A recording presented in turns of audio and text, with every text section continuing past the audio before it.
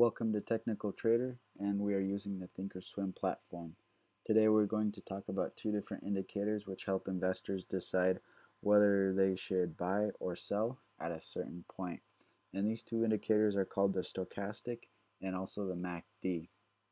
The first indicator is called the Stochastic, and it gives an indicator of when the market has either been overbought or oversold. And as you can see, right here we have our main chart, and down here is our stochastic indicator.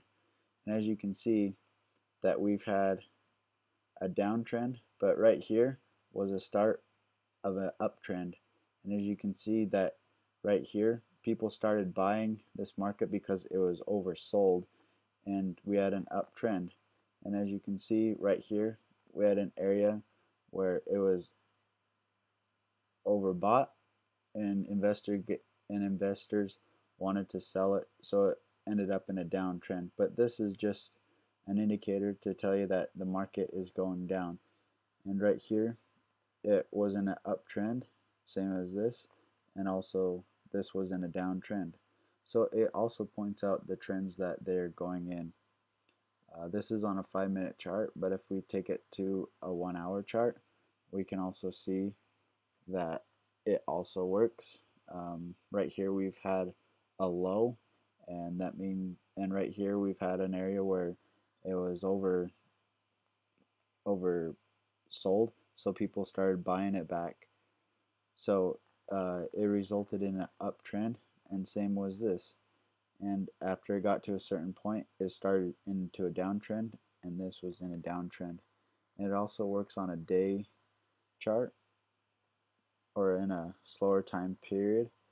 That, as you can see right here, we had a low and it was oversold, so people started buying it back up, and when it hit this level, it started to go into an uptrend, and when it got to about here, it was an indicator to get out. Our second indicator is called the MACD.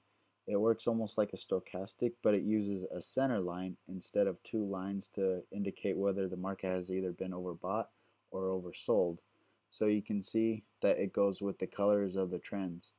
A downtrend is red and an uptrend is green. Right here you can see that we've had an uptrend right here, and in the MACD it indicates this with our green bars, and it goes closer back to the zero line. But as soon as it crossed over, you can see that it was a start of a downtrend here and worked down this way, and it worked down into a downtrend this way. This is a great indicator to figure out when to get in. Usually when it crosses over, it starts into a new trend. As you can see here, sometimes it doesn't work.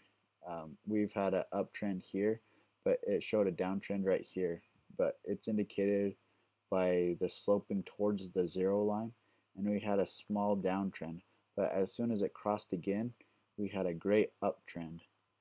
And this is on a 5-minute chart. It also works better more on the slower time frames. So as you can see, we've had a high right here, or an area of resistance, and as you can see that it changed from green to red, and this shows the downtrend indicator, and this was a downtrend. But as soon as it reached back to the zero line, it started an uptrend, and from here it started an uptrend and back to a downtrend again. And we'll go quickly to a daily chart. So as you can see that it's more pronounced. Right here was the start of an uptrend, and then we had a downtrend, but it came back up and we had a downtrend again. We had earnings right here, so it gapped down, but we had a downtrend again, but right here was the start of a new uptrend. So the MACD works really nicely on slower time frames, and it's a wonderful indicator to decide what the trend is going to be.